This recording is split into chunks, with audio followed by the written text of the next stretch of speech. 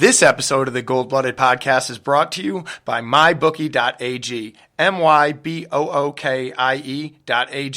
Use promo code GOLDBLOOD, one word, to match up to 100% of your initial deposit. 3rd and 3. We'll see a pickup sometime on the right side, possibly. Montana looking, throwing in the end zone.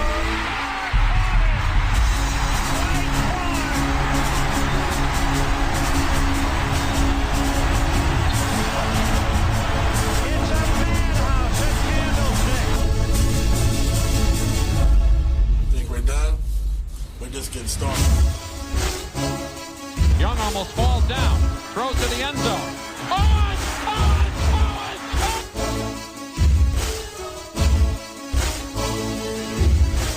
It will change, and I'm not trying to tell you something. It's going to change. It's not like that. Okay, but I want you to understand where I'm coming from. It will change. And it will change because they wanted to change, not because of me. It will change because they want to be champions. Smith in a gun with Gore on his left hip.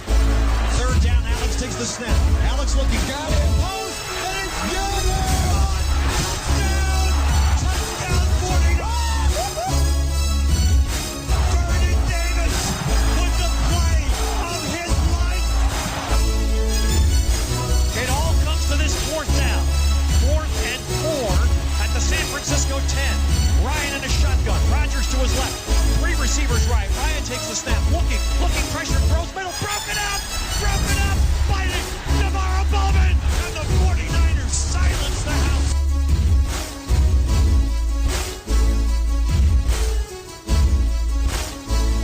Hey everybody, it's the end today.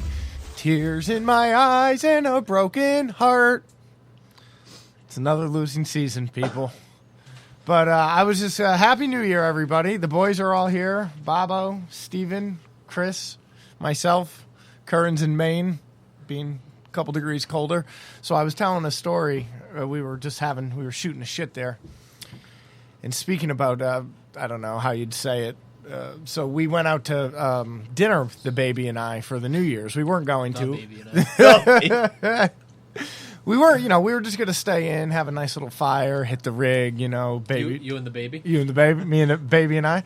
And, baby sucks down a bottle or two of wine. It was just going to be a typical nice time, But about 8 o'clock, we were feeling a little squirrely. We were like, hey, let's hit the fucking Vazzi's, It's a nice Italian restaurant. Not nice. I mean, nicer. Definitely a nicer place in the local area where I live. There's a couple of them.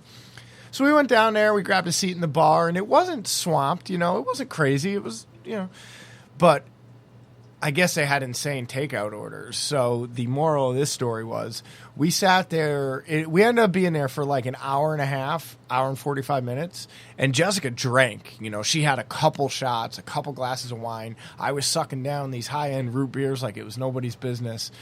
And they hooked us the fuck up. What is high-end root beer? I don't know, like a nice in a bottle root beer, not like just like draft. a Fox and Park? Something, I don't know what the fuck it was. Yeah, something real fancy. Some fancy boy 79-cent root beer. They gave me my garlic bread for free. You know what I mean? They hooked us up, and probably because they felt bad that it took a little longer. But that was nice. Usually I'm not one to I didn't want anything for free, but it was nice when it happened, and they didn't fuck my order up. So maybe this year my orders won't get fucked up, Steve. You don't know. Or our season. I mean, we'd be hitting on all cylinders then, That might be too much for me. All right, so the 49ers lost. George Kittle won. Steve wants to do the injuries. He doesn't really know how to get going without it. You should at least say Happy New Year to the people. Happy New Year. Oh, God. Not good enough? No, it was terrible. All right, You're supposed to be... This is coming from the guy that just sang about how the year's over. Yeah. Yeah, but I didn't... Yeah, I mean, I can't really compete with that. Of course he wants more than Happy New Year. Yeah, that's fucking papa. That's terrible. Nobody believes that you really wish them a Happy New Year. Do you want these people to like you or not? I wasn't even awake for New Year's, so... Why not? You got fucked up? No. It was just another night for me. Oh, my God. That just reminded me. of New Year's 2000 to 2001. Can we go down this road, or do you want to Go the ahead. injuries? That's Okay. one of the few I actually remember because of the 2000.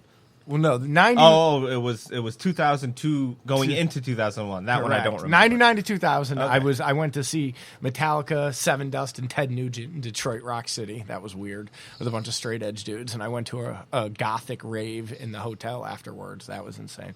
So, but 2000 to 2001. Now everything that happened at this party was allegedly. I was in the thralls. Is that how you'd say it, Rob? Yep. I was in the thralls of an early opiate addiction. I was a fucking disaster. And I had this girlfriend who at the time was just so Miss Innocent, right, Bob? We all know. Yeah. Sweet Melissa was her name, allegedly. And Allegedly. we had these, obviously being boyfriend and girlfriend, we were going to meet up, So I was at my buddy's house, and now Melissa knew every time that I did drugs. She knew. She could just see it, and she knew. And I was, by 9 o'clock. Wow, what an amazing perception she must have had when her boyfriend shows up with the sniffles automatically. No, come on. Let's be for real. I mean, back then. Oh, hey, good to see you, boyfriend. Why are you wearing sunglasses at 11:30 at night? that actually happened. No shit, it happened. Were you there when it happened? No, No. it's happening now. No, I always do that one. This is not why. I'm going to stop that. I'm not hiding nothing from nobody here. Regardless. So by 9 o'clock, I had already, sniffed my way around, the town. And so we were just getting jiggy with it at my buddy's house. So I went blackout on the booze, blackout on the drugs. And at like 10 o'clock, I went face down. And no one checked on me. Like, I could have honestly been a goner, but no one cared. So at 2 o'clock, I finally got up and I looked at some cell phone or something I had, and there was 90 missed call, So I called her, and I'll never forget the hurt in her voice. Oh, don't you lie to me. You're on drugs. No, I just got drunk and passed out. And that obviously is not believable at that point. But it was a great New Year. I was fucked up. All right. I'll get into the injuries. Marquise Goodwin did not play with the Achilles calf injury. Garrett Selleck did not play in concussion protocol. I don't know if that's why. I don't know if it was still in concussion protocol or they're just like, yeah, don't bother. Is he? He's got to be gone, yeah. I don't know. Maybe not. Laken We got to Tomlinson, figure out who the free agents are. All right, sorry. torn MCL, and he should be ready to go for next year. MCL, right? MCL. Yeah. No surgery. And that is it. So I would search 2019 49er free agents. If you want to. That's Go what ahead. I want to search. If you want to. All right, so What the fuck? If you want to. could just get right into the offense. Yeah, go ahead. All right. George Kittle. Oh my God. I don't have it off the top. I actually forgot to do that. But starting off, I mean, it was just a shitstorm right away within the first 5 minutes of the game. Yeah. You had Juszczyk fumbling on the opening series trying to stretch out for the first down, and that ball was returned all 45 yards all the way to our own 5-yard line. And we were moving the ball. That's what fucking really sucked about Yep. it. And then after they scored the touchdown, offense gets the ball back. Mullins gets hit as he throws and throws up a duck for an easy interception. Pressure on that play was allowed by Tomlinson and McGlinchey from opposite sides of the line. So that gives them the ball and about a 14-point lead. And then finally, we start getting into a rhythm offensively. Bourne makes back-to-back tough catches and contested catches. And Kittle converts on a 4th and 4. I think by that time it was like, all right, you're down 14 points to this team. You might as well just keep going for it on 4th down at that point. Mm-hmm. And then in the red zone, Mullins throws a 50-50 ball to Kittle near the end zone. The ball gets tipped up by a defender and picked off in the end zone. Once again, Mullins was hit as he threw. Yeah, I mean, they were just destroyed. They were getting through. Yeah. I was quite disappointed in the offensive line this week. Yeah, I expected a little more out of them. I know that's, I know they're the best. Aaron Donald. But, I expected more from the offensive line for sure, especially because of what this team did to us earlier in this year, where that defensive front just completely dominated the game. And I've been saying all year long that we have an offensive line top 10 at the very least in the league. Top 10. Maybe even top, like, they're good. Legit, can compete with any single team. They've shut down Khalil Mack. They've shut down Von Miller. And this team shit all over us the first time they played us. I was really expecting them to show up for this one a little bit stronger than they did, but it didn't happen. Although in this one, you had Laken Tomlinson going out with the torn MCL, and in comes Joshua Garnett. And he was able to spring Morris free for a 20-yard run later in the game. Oh, going back to it, Alfred Morris earlier in the game, he springs free for a 51-yard run. And on that play, it was a great job by him. He was setting up his blockers before he hit the line of scrimmage. And then after he makes his cut, he makes forces two missed tackles, and then Bourne's still blocking his man about 20 yards, 30 yards down the field. Yeah, he did look good. He looked fresh. Yeah. I mean, he hadn't been getting the ball in over a month and a half. Plus, he's also trying to find a job next year. And that's something to always keep an eye out for in this league, because every single year there's about 2 to 3, sometimes even 4 backs that emerge later in the year, and everybody thinks that, oh my God, they're killing it. Where have these guys been this whole time? They're not anything better than what you already thought they were. They have fresh legs playing against the defense that has logged over 1,000 snaps. Yeah, he can go on the Mullins deal to whoever they trade him to. Well, I mean, he'll have a job next year, but I don't think that it'll be here. I mean, the only reason we signed Alfred Morris was because Jerick McKinnon went down. Would we sign him for 2 though, right? No, he's done after this year. Oh, was it a one and done? Yeah, he's. Oh, okay. I have our free agent list, so if we want to have a chat about that at some point, we could do that.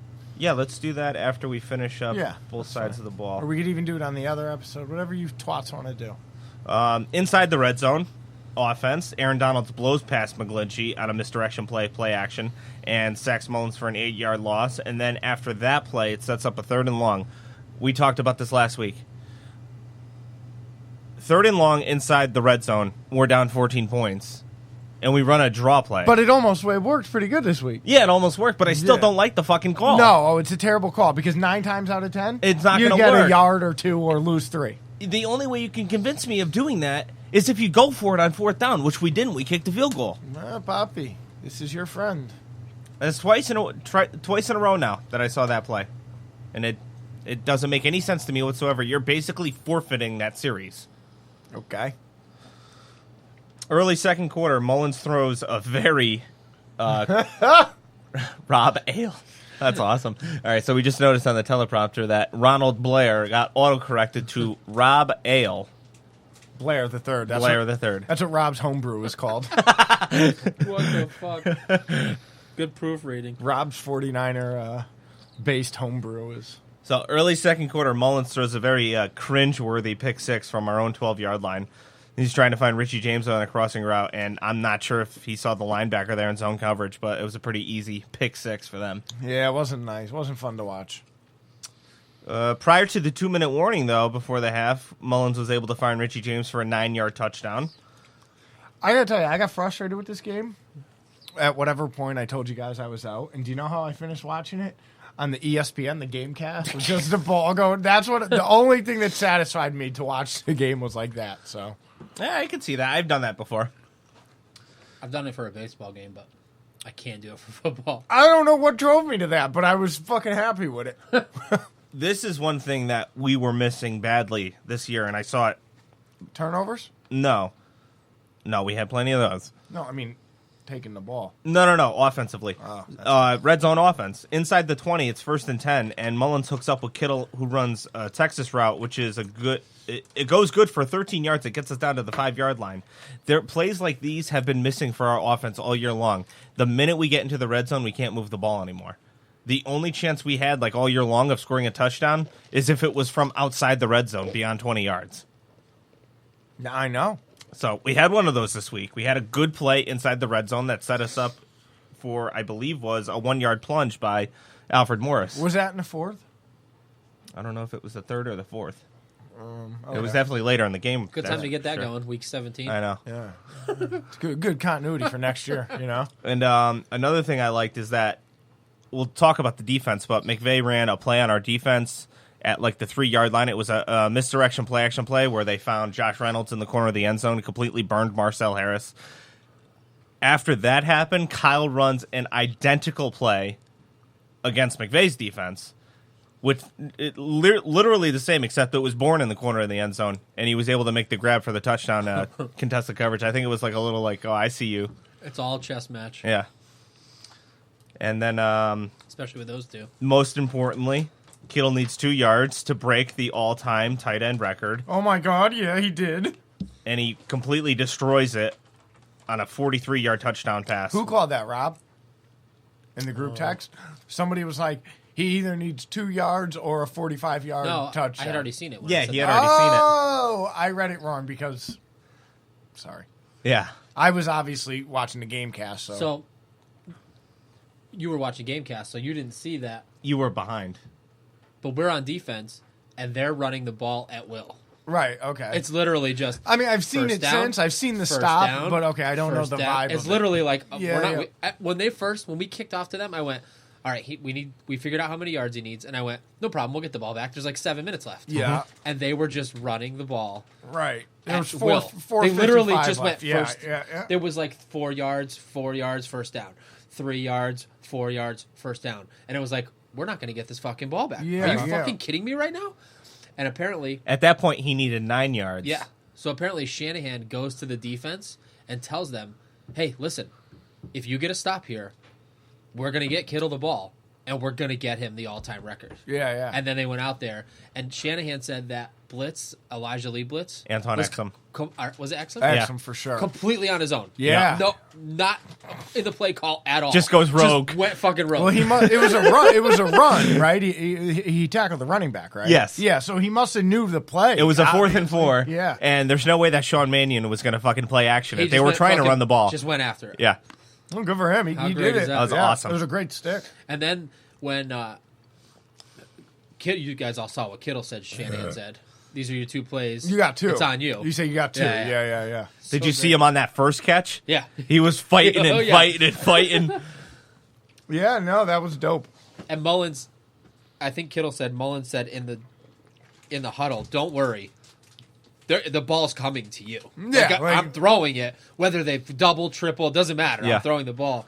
And Kittle was saying that it was cool because the defense didn't just roll over.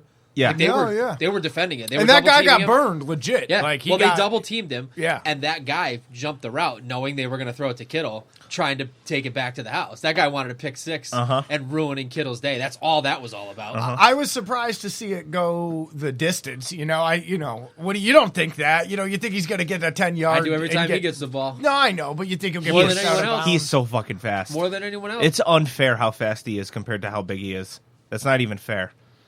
But He looks like if he wasn't playing football, he would fully be wrestling crocodiles and then having sex with them, in the bayou. He looks like he is backwoods Billy. although it seemed like the defenders were keying on Kittle at the end there as he was trying to get the record, I wonder if the Rams actually knew about. Do you think they actually yeah. knew about the Yes, record? it was like what- in how close he was. Though? Had to. Absolutely. It was so publicized Had all to. week between him and Kelsey. You know what I mean? Had to. I love that he had it for 25 minutes. That was so great. Going twat. back a few weeks, it was the 210-yard game that he had, where he was like how many yards away from Shannon Sharp's record. After that game, there was a Twitter account. It was like Yahoo Sports tweeted out, "Hey Denver, you might want to cover the best tight end in football," and it was George Kittle going nuts that day. And so many people on Twitter got so bent out of shape. They're like, "What are you talking about? Travis Kelce's the best Yeah. tight end in football. Like, it's not even Oh, so close." great. And now Kelsey breaks the record, and Kittle just destroys it 20 minutes later. That's one of my favorite things when people go back to those old. Yeah, I checked it. It is the best. Yahoo Sports went back to They it. do it. They always It was do. so fucking great. I mean, for every one of those, there's 10,000 Yeah. where it was right. Yes. But it's still so funny when someone goes back and comments. And the new thing, what's the new thing to say? The trendy thing the kids are saying? I don't know. This tweet didn't age well. Yes. It didn't age well. That's Yeah. the new way to say Yeah, it. like when someone says the word fag in like 2006, you know what I mean? Like, or gay, you know what I mean? No, like, no, not. This is more like Like, you make a tweet saying, the fucking 49ers suck, and then they win Right, the Super Bowl, yeah, and then yeah. somebody comes back and goes, "Oh, this didn't age very well." No, I got you. Yeah, but it's also when somebody would be like, the new Backstreet Boys album was so gay or something, something kind of harmless and completely ridiculous, and then somebody loses a job over it. You know what I mean? but like that. That's not what I was. No, I that's gotcha. happening everywhere. Oh but no, that's not what I was- understandable. I got you. So, where did Kittle finish as far as all-time single-season 49ers yardage as compared Oh, good to question. all of the Jerry Rices I don't he's think surrounded yardage by? is even. I don't Yeah, think but he's, not even- Yeah, of course not. he's Probably top 10. I'd say top 15. I think he was already 15, and then he just put up a 150. All right. Catches, I would say he's got to be. Top It's 10. low. His catches are low. Did you see Oh, his 88? his He had catches? 88, right? Kelsey almost had 100, and Kittle Yeah, had like exactly. 80. So who's the best? I mean, He's getting It's way, all yards after the catch, too. He's getting Yeah. way more yards after the catch. as Rob, This episode's going to be the Kittle blowjob. as Well, Rob- we don't have much else positive to talk Yeah. about. I hear you. so as he looks that up, I just want to say that sure, watching football is fun, Oh, okay, I was gonna. Well, but you know what's even more fun? Ah, see, you didn't give me my chance. I had a whole fucking new bit with that. You got to be in cahoots with me. I'm not a mind reader I here. told you last Yeah, he week. told Well, me. you did, but yeah, you dropped the ball. you got to confirm. You're 0 for 2, Steve. NFL playoffs are here, and it's time to get in on the action with my bookie. My bookie. Don't be that guy with no rooting interest as your relatives and friends interest. sit around and watch. You're fucking me up with that echo thing. It's like when you have you ever gone to Dunkin' Donuts and you go to place your order and you could hear yourself coming through and you got a can't tunnel think vision, just straight. plow through. need Friends headphones. sit around watching the games. Not this year when the 53rd 53rd Super Bowl Super Bowl is around the corner. corner. Wait a minute. Isn't it illegal to use the term SB? It is. I don't know. It definitely is. It's trademarked. Everywhere you ever see it, It's always the big game. Huh? Sunday Oh, yeah. showdown Go look around. Find Yeah. it somewhere. No shit. You will never see an ad for a Super Bowl party. a Super Bowl. Oh, TVs are on sale. I mean, Super Bowl people do deal. it. Like, don't get me. The local VFW is going to do it. Yep. But you would never see it like Buffalo Wild Wings. Target will never have an ad that says TV's on sale. Get your TV Super for Bowl the Super weekend, Bowl. yeah. It'll say Nope. get your TV for the big game. Because the Or the NFL is Sunday- the biggest cunts in the world. The Sunday Oh, showdown. there we go. Be careful with the Trademark. phrase Super Bowl in marketing. NFL has the trademark. I mean, I guess my bookie's probably in fucking Thailand or something anyway. Clearly, they're not worried about nothing. These But yeah, fucks. you can't. And it also has to be capitalized. It really is the most wonderful time of the year. The year. The year. Make sure you're ready for the daily action by signing up at MyBookie today. My bookie today. Today. They pay fast when you win. Win. Ownership really cares about good customer service. Service. And they offer the craziest props Craziest props. Where you bet is just as important as who you're Important. betting on. on And if you want to make money during the bowl season, season. you got to go to MyBookie. I trust them, but you don't have to take my word for it. Word for it. Check them out for yourself. Join Yourself. now, and my bookie will offer you a 50% deposit 50% to make sure you have a nice. bankroll. I thought you were echoing. Well, but bankroll deserves For bowl season. Bowl season. Bowl season. Bowl season. Use promo code Gold blood. One word. BLOOD when you deposit to activate the offer. That's promo code Gold blood. Gold blood. Gold Blood. At MyBookie, You play. You play, you win. you win. You get paid. Paid. So this episode of the Gold Blood Podcast brought to you by marijuana and LSD. All right. Well, we got 49ers receiving yards in a season, all time. Number 1 is Jerry Rice. Here we go again. Number 2 is Jerry Rice. How top many though? 6. Kittle is number 9. number 9. Crack the top 10. Behind who though? 6 Jerry Rice- Rices and One 2 T. Terrell Oh, Owens. yeah. No shit. What's Jerry's number 1? Ahead of Dave Parks and Jerry Rice, and Terrell Owens and Jerry Rice and Jerry Rice and Jerry Rice. How many was the most ever? 1848. Okay, now where does he list on the actual receptions? Can you dial that one up? Receptions, yeah. What do you mean actual Like how many? receptions in a season? Oh, he's probably not even close. Well, he's got the most for the tight end because that was Eric Johnson with 84. Yeah, Or he's- 82. yes. Yeah, he definitely has it for tight end. The most ever is 122 by Jerry Rice. Oh, okay. Okay. Second was Jerry Rice. Third was Jerry Rice. Top 4 were Jerry Rice. Then T.O. Then Jerry Rice. Then 2 T.O.s. then Roger Craig, then George Kittle, number 10. Number 10? No shit. I didn't even think he'd be in the top 10. 88, number 10. Yeah, regardless to say, I started the year very critical of Mr. Kittle. That was definitely an oversight on my end. He is everything Just that... slightly. Oh, yeah, you know, Steve, come on. I'm saying I'm wrong. What the fuck? You got to rub it in. You should take fucking notes here. Never once have you said you're wrong. You would definitely not rub it in if he was wrong. Nope. Oh, I would, but he never. So He he's allowed doesn't. to rub it in. Yeah, well, he doesn't admit it. That's the problem. So no, he's not. Until he admits he's wrong on anything. He I gets said I was wrong about Foster. Nah. You didn't rub that in at all. I did not terribly. Not terribly. Not every single time anything ever went wrong. If this was reversed, It's so great. every week you go, oh, Steve, who had how many receptions? Oh, how many yards did Kittle have, Steve? That's your boy. That's your people. Well, regardless, I was wrong. He is everything that Steve said he was and more. And I'm proud Yeah. that he's a 49er, that hillbilly fuck. Never in my wildest dreams did I think that Kittle would be the best tight end in football in his second year. I remember saying last year I believed he had the upside to become an elite tight end because I saw traits of it last year. But never in my wildest dreams did I envision him breaking the all-time tight end yardage record in his sophomore season. That's just absolutely absurd with 3 different quarterbacks, If you no were less. a real George Kittle fan, that would have been your bold prediction for the year. Yeah, it's insane. Nobody saw that coming. No. I mean, he definitely had some hype going into the season for Especially sure. doing it with 3 different quarterbacks. Most of them, first of all, most of them were with the third string quarterback. Yeah. Most. Second of all, I want to see exactly how many less receptions he had because he did all that work. What do you mean, how many less receptions he had? If he had however many less receptions than Travis Kelce, he's that much better. Well, he had 12 Because less than he's him. getting it. He had a game's in worth. theory, it could be longer passes and he's catching deeper balls, but having watched those games, we know that he earned every one of those fucking yards. I mean, his deepest catch of the year was, what, 20 yards? And he just took it that's what like... he's way. In he my took opinion, it the rest. In my opinion, he's not better than Travis Kelce. He's in a different league.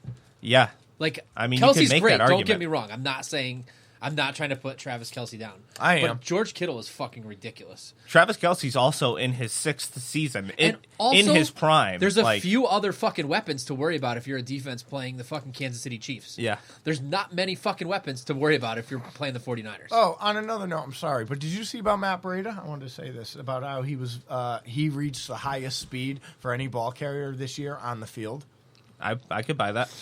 It was a certain. It was a it was like per 33. play. Yeah, it was Yeah. No, on one particular play. Yeah. It wasn't like average speed throughout the year. No. He had the On a fastest play all year. Well, yeah, he reached the highest speed. No shit. Yeah. It was like 22, miles per hour. 22 miles an hour. And It I'm was- guessing what, like Tyreek Hill was probably second? I don't know. It was on a 33-yard like Forget who it sweep. was. I'll tell you in a second because I can get there really quickly. Yeah. First, I'm looking at most yards this season. Kittle ended up 8th. In the entire league? Yeah. Wow. All wide receivers ahead of him, obviously. Yep. So now, what was I saying? Receptions. Yeah, I mean, just yardage-wise, he's an elite company. So receptions, Zach Ertz had 116 receptions, And wasn't even close in yardage. 1163 yards. Travis Kelce had 103, and George Kittle had 88. That's so insane. It's ridiculous. So let's look at something even more important. Average yards per reception. Kittle, I'm going to guess Kittle's. First of all, the first 10 people had 1 or 2 receptions. Yeah, that doesn't count. It's got to So be a that's minimum. So what do you want the minimum to be? 30 catches? Deshaun Jackson had 41 receptions, Uh-huh. and his average was 18.9. Okay. Josh Gordon had 40 with an average of 18. Okay. Mike Evans, 86 with an average of 17.7. All right, that's good. Dante Pettis, 27, average of 17. Almost Marquise at the Goodwin, minimum. 23, average of 17. That's pretty wild. David Moore, 26. 26 is nothing, though. Yeah. I mean, these guys didn't play full seasons. So what was Kittle's? Tyreek Hill, 87 with an average of 17. Yep. Kittle, 88 with an average of 15.6 For a tight end. for a tight end. This is the play that Breida hits the high speed on. Oh, it was a stop and go. Holy shit. Yeah, that dude's fast. That's man. crazy to think He that is that fast. play right there was the fastest play. Like, you know, you would think like it would have been on a kickoff return or a pick six, something with a completely open field, Yeah. not a 33-yard, you know. And that was a stop and go. Yeah. Like, he just... 22-yard. I'm looking for the rest of the list, but it was 22.09 miles an hour. Well, if there is one thing that we have on this offense, it's speed. You got Matt Breida, who can... apparently is the fastest player in the NFL. You got George Kittle, who is hands down the fastest tight end in the NFL. And you got Dante Pettis, who ain't no slouch. And you got Marquise Goodwin, who is dinged up all year long. He'll be back next year. He's not going anywhere. I don't think he's going to have the full boatload of snaps like we expected him to this year. I think we're going to address that position somehow. But he is wide receiver. I got the list. He is going to serve a purpose next year for sure. Like, he is going to be our situational Deshaun Jackson kind of guy. He's going to have games where he does what he did this year in that Green Bay game. If you recall, that was Marquise Goodwin's best game of the year. He will have games like that. Mm-hmm.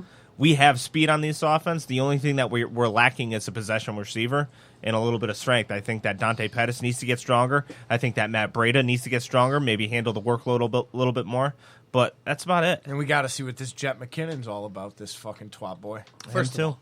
Well, he's like a little brick shithouse. I don't know if you've ever seen him. He's short, seen pictures of him stocky, recently, and yeah. First of all, he's built. Let's just imagine for a minute that Jimmy G's healthy, Oh, okay. plays a full year, and isn't, let's say he's not the end of last season good, Yeah, but he's not the beginning of the season bad. Mm-hmm. He's close. Somewhere He's in good. the middle. Good. Yeah. A little better than Mullins. Yeah. Whatever. We don't know what... I don't know anything about Jerick McKinnon except that Shanahan picked him, so I'm gonna keep that status quo. Let's say our running game is exactly the same as it was this year. Mm-hmm. It's McKinnon instead of Breida, that's all. And I don't know that. I don't know enough to run my mouth. But imagine an offense where we add a number one over top of Marquise Goodwin and Dante Pettis. And you've got that number one, plus Goodwin, plus Pettis, plus Taylor, plus Kendrick Bourne playing the way he played at the end of the year. And now what is Kittle going to put up? Like, you can't defend all that. Yeah. Yeah, at some point it's going to be obnoxious. a systems overload. Yeah, that's what It's that's obnoxious. what you're gunning for, right? And that's probably outside of adding an edge rusher in the draft. And a cornerback or whatever.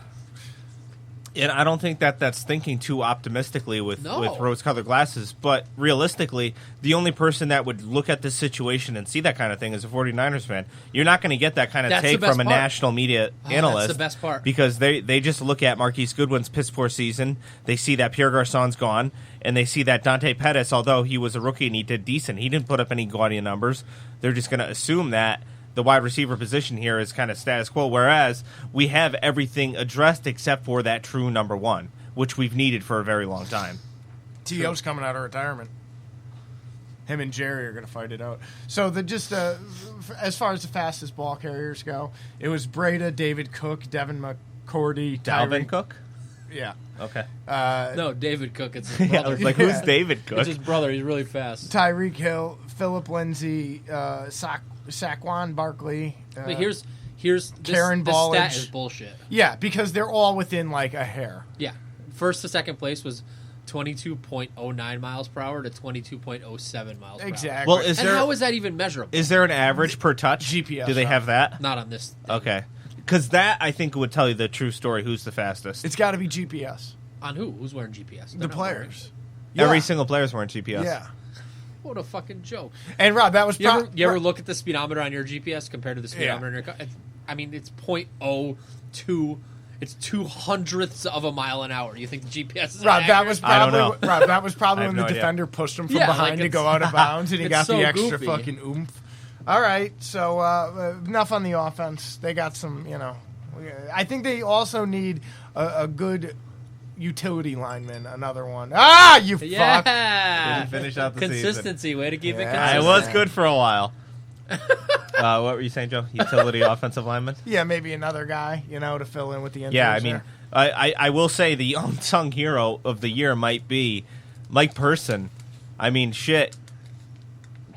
Going into this year, I expected to be blowing my mind out bitching about Mike Person every single week. We never brought him up once. All year long, we didn't bitch about Mike Person playing at right guard. You probably forgot we even had a guy named Mike Person playing right guard, but he was there whole season. I got his jersey. And we never bitched about him. So, I mean, that was a low... I don't even remember where he came from. He was so low profile. The Ravens or something? That was a real low profile addition that we made in the offseason. What are you doing? I made a pussy. I made a paper pussy. That... I mean, even if we just got this 1 year out of him, that was massive. Like a solid year for starting right guard. Yeah, I'd like to see another, and just to beef up the offensive line a little bit. I agree, because I mean, I don't know what the future holds for Joshua Garnett and. Fuck him! I hope he goes away forever. Well, he ain't no first round pick. We'll see. Defense. Defense. First time we saw him. Did you ever go to a game with the D in the fence? Never. Pussy. Fake ass fan. The first time we saw the defense, they were being trotted out there to defend a touchdown at our own 5-yard line because of the fumble by Juszczyk. Yeah, they got the short end of the stick, but they still let up 55 points. They did, yeah. 48. Early on, there was the miscommunication between Marcel Harris and Tavarius Moore, which leaves Brandon Cooks wide open in the end zone for an easy touchdown. That was the first touchdown.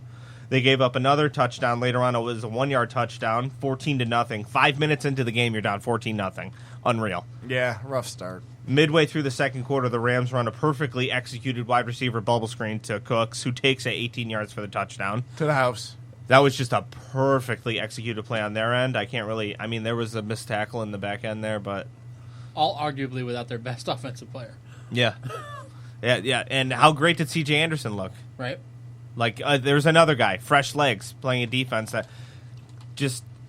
Don't draft a running back in the first round. That's all I'm going to say. You know, listen, this Niner defense here, I feel a little let down here. You know, no sacks, no turnovers in this game. Well, I mean, they definitely rested Sherman. I looked at his snap count. He only played 50% of the snaps. So they wanted to get a look at Greg Mabin, and it didn't look good at all. Greg Mabin looked horrible. Good old Greggy Mabes. Right out of the half, the Rams drive down the field, and Greg Mabin, he's playing in Sherman's spot, gives up an ugly 29-yard touchdown on Josh Reynolds. Mabin got caught looking in the backfield as Reynolds blew right by him. And I don't think that I've seen Mabin look good once this entire year. Not a single time. Yeah, it'll probably be bye-bye. You know how you were talking about all these secondary guys that none of them are guarantees except for Sherman, but there's reason to be optimistic about each and every one of them. Not that one. Mabin's not one of them. Bye-bye, Greggy. Bye-bye. Later on, you got the Rams running a misdirection play. This is what I was talking about. It was inside the 5, third down and 3, and play-action misdirection play, and then Kyle Shanahan ran the same exact play against McVay later on in the game. Both resulted in touchdowns. There was the unnecessary roughness on the Anton Exum hit, if you recall that. Anybody remember it? It was a perfectly timed big hit. Oh, defenseless receiver. It was a defenseless receiver. Whereas, like, even 8 years ago, that wouldn't have been a penalty. Yeah, that was not fair. I mean, I cannot fault a defensive player for playing that way because, I mean, sometimes they're going to call that and sometimes they're not. You have to play that way. You cannot not play that way because if you stall out and let's say you whiff on the tackle, that dude's gone for a 50-yard touchdown. Take the penalty. I mean, if you're going to play aggressive, take the penalty and deliver the hit. Make him pay. Exactly. And we already talked about it. I mean, knowing that the defense knew that they needed to stop the Rams at the end of the game to get George Kittle the record. And Anton Exum goes rogue, blitzes, and comes up with the stop on fourth down. So great. No, that was hot shit. I think, are you done with the defense? Yep. We got to talk about Bobby Gold. Wait, so do we want to do free agents this episode or next? Let's do it next one. Okay. We're actually doing pretty good on time. Cocky. So, offensive and defensive beast of the week. I don't sing for losses. I don't sing for losses. That's right. Cunts. I mean, George Kittle's the unanimous Yeah, win. yeah. I had to put Morris up there just because I was surprised. Yeah. So are we doing for Been the 111. season? Or? Yeah, we'll do offensive beast of the season and Okay. defensive. All right, well, Okay. obviously George Kittle. George anyway. Kittle, yeah, no question there. I mean, I'd like to give it to Nick Mullins or Dante Pettis, but I have to give it to George Kittle. Yep. when you break an all-time record, not just a franchise. I wasn't prepared for all-season defense. Let me think about that. Well, yeah. So, regardless, you got of the week. So we have defensive beast of the week. So we got 5 different guys who put in some good numbers. Yeah, a lot of times the numbers don't speak on defense. Agreed. But I couldn't picture anyone that flashed during the game to me. Me neither. So I had to go with the stats, and I'm going to have to go with Freddie Warner. Steady Freddie. 14 tackles is a pretty big fucking number. It is. I don't know what his numbers were, but since nobody stood out to me during the game, I'm going to give it to Exum for making the play at the end of the game. And also 6 tackles from a safety is pretty high, too. Yes, it is. Agreed. Yeah, I got to give it to Steady Freddie. I mean, I just went on the rant about how we haven't really talked about Mike Person all year long. We haven't really. I mean, we've brought up Fred Warner. He got the nickname Steady Freddie for a reason, but the guy came in as a rookie, took over the middle linebacker, and made all of the calls on defense for the entire year. Never missed a game. Hardly missed any snaps, except for when Russell Wilson threw his fucking shoe down the field.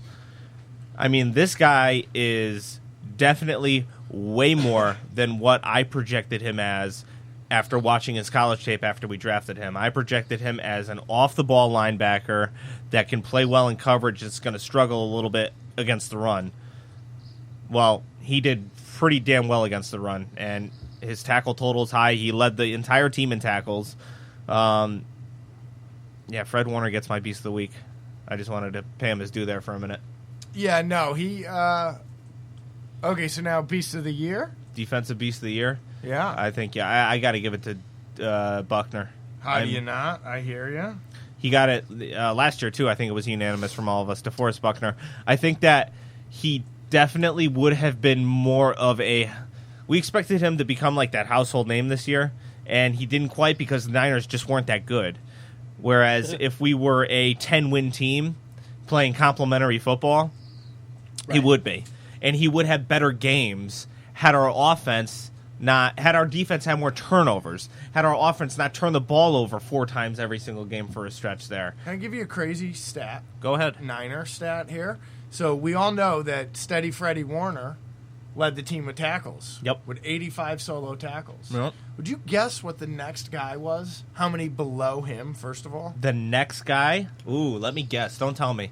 I would say that That's the a tough next... one because it would be probably an inside linebacker, but because they split the season up, it's going to be funky. It's no way. I'm going to say it's probably Buckner. For How many would you say? 38. You want to make a guess or no? I'm going to say... But I'm going to combat this afterwards because Of course you I'm are. going to say Cassius Marsh. Oh. And what was Warner? 85. 54. Nope. Oh, well, you got the number right. The second Really? place, yeah, Like the to the second, nose? yeah, the guy Get is the fuck outta right here. on the nose, 54. The second place guy is 54 tackles, but he is Elijah Lee. No shit. Exactly. Yeah. And that's not playing every game. What did Reuben Foster have? Good question. 25. Yeah. Wow. And those two are playing the same position, basically. Yeah. Well, exact same position. But Lee played some of the games that Foster played, so it's not... You can't just add them together, is my Yeah. point. And also, Elijah Lee is much more of a sound tackler, where Foster is more likely to go rogue and make a wild, Hit stick, crazy yeah. good play. Yeah. Elijah Lee's going to make more just regular run-of-the-mill tackles. So it's which is better, you know? Do you want a quarterback that has an 75% completion rating and they're all 10-yard passes? Or do you want a guy that's got 60%, but he hits 80-yard touchdowns? Right. You know, it's a tough call. Did you make your... Oh, I'm sorry. I will say that I am not settled. Although as I'm ecstatic with Fred Warner, I'm not settled on our middle linebacker core whatsoever with just Fred and Elijah Lee. But you gotta feel a lot better than you thought you would losing Foster. After losing Foster. Yeah, like Like, when Foster was gone, you expected a way bigger, obvious hole in the middle of our defense. Yeah. Yeah, agreed. And it wasn't. And I got to be But if honest there's with an you, injury, we're fucked. I think Fred Warner is, could be a Pro Bowl guy in this league. Like, Oh, yeah, for sure. He's fucking legit. I'm happy with him, but Yeah. and I'm happy with Elijah Lee the way he's playing, but I'm not happy that that's a solution for long term at middle linebacker. I think for the better part of 2 years, I was thinking that we had a fucking like stud muffin at middle linebacker with Reuben Foster, and now that we don't have him anymore, obviously, I don't see Fred Warner having the same ceiling that Reuben Foster had, and I don't see Elijah Lee having the same ceiling that Reuben Foster had. Hey, right now, Fred Warner's ceiling is way higher than Reuben Foster's. Of course, yes. But also, always from the beginning, Fred Warner looked like he had a longer shelf life. Yeah. Like he looked like he stayed healthy all year. He didn't miss a game. Well, and he can sustain. That's what I'm saying. Like, but from the beginning, he never looked like a guy that wasn't going to be on the field playing. Like he looked like if we get 75% of a year out of Foster, that's a lot. And Warner looks like he'll be here for a long time playing good football. I mean, this guy's a pro's pro, and he's only a rookie. Well, he's no longer a rookie, but he was a rookie. I mean, just making the calls for the defense from day one. Yeah. I mean, not enough can be said about this guy. All right, so for the year, I went Buckner. Bob, you want Buckner? I guess. I'm going to do a little different. I'm going to give it to a first-year guy. Veteran? Yeah, Uncle Sherm. Yep. I'm giving it to Uncle Sherm. I think he, his stats didn't jump off the page. He didn't get thrown at. No, he didn't get thrown at. He didn't come up with an interception, but he was just a leader where we needed one desperately. And he consistently got better as the year went on. Agreed. I think next year, look for him to be. Did you see him bragging about winning the vertical? No. They must test them throughout the season. Yeah. And it was like his post. I don't know what it was. It was a post game or something this week, and he just like brought. I forget what they were talking about. They were asking him like how much better he feels now than he felt at the beginning of the year or something. He goes, "I feel great." He's like, "I've never felt better. My body's used to it." Blah blah blah. And he goes, "Actually, I just won the vertical. We on our most recent testing, they must test them throughout the year." He goes, "I won the vertical. I had the highest vertical." No shit. And they were like, "Yeah, what was your number?" He's like, "I'm not going to go that far." And then they go, I wonder what it was. "Where were you early in the year?" And he goes, "Nowhere's near the top. I'll tell you that." Yeah. Wow. Good for him. Yeah, so I'm picking Uncle Sherm. Not something I ever thought I would do.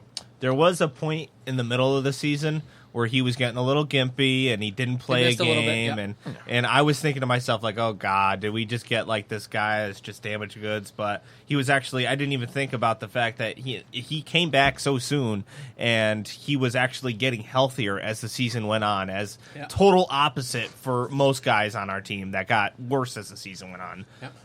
He was getting healthier, so that's a little silver lining. It was like there. when Crabtree had the Achilles. It was And much like when we saw that. You can expect day one next year Richard Sherman to be a lot closer to his former self than he probably was this year.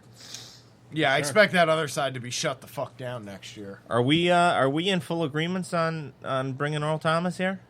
Yeah, I mean if he's healthy. I'm all for it. Did you hear when they asked Sherman about that? Yes. He used his full name though, whatever his middle name is. Did he? I didn't see what that. is he? He's a junior or a third?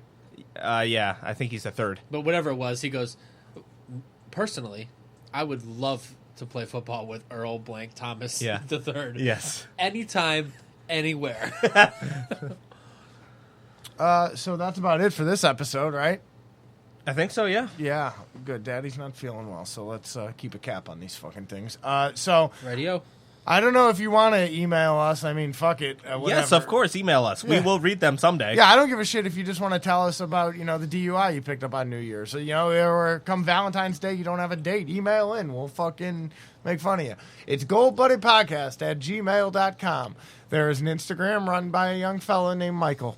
That's Gold Buddy Podcast. There's a Twitter along the same lines. There is a Patreon if you'd like to make a donation to help the wheels. We got to buy new things for Chris over there. He keeps, in his fits of rage, he punches them and breaks them, and he's got dust in between the... You mean falls asleep and knocks his head on him? He's allegedly drooled in between the knobs, and there's some short wire haywire. So short wire haywire. You make a donation, I like that one. So we could keep on the keep the pirate ship afloat. That's Steve. Tell him Patreon.com/Gold Buddy Podcast. And we're working on some goodies for the Patreons. Yeah, we are. That's right. I have not gotten around to looking up Patreon supporters and getting emails. I have last week's Shoe Slinger on video, and once I get around to that, I will send it to you. We're working on it, and next year we're going to try to be a little more prompt on it. Maybe we could somehow find a way to get Curran involved so we don't have to do it. All we do is hit record and send, maybe, and then he can make the wheels on the bus go round and round. Is there anything else I got to say? Leave a fucking review, you fucking cunt fucks. Let me tell you fucking people something. You know, I show up here every week. I'm sick. I feel like dog shit right now. You know, The team sucks. The team sucks. Cunt fucks. I've watched every fucking game, more or less. And, you know, we ask for reviews. I would expect there to be, you know, there's 75,000 listeners a week, but I still don't have that. It doesn't show me that in the reviews. So 75, allegedly. right. 75,000. Listen, Easy. don't quote me. Don't put our numbers I'm just out. quoting on what, you know, what the my bookie pays us for. You know, those kinds. So regardless, leave a fucking review, you fucking low lives. That should drive him to do it. You Yeah. fucking low lives. Is that how your old man motivated you? Oh, yeah, God. Oh, God. I remember this one time I was playing high school soccer. Knew I'd get a story with that one. I was playing high school soccer, and he would never show up to anything. I mean, because I was terrible, one. And two, you know, he was working, you know, providing for the family, you know. And Running around with women. yeah. And he was this is when he was big in the military, too. When I was in high school, he was still allegedly in the military. And Allegedly.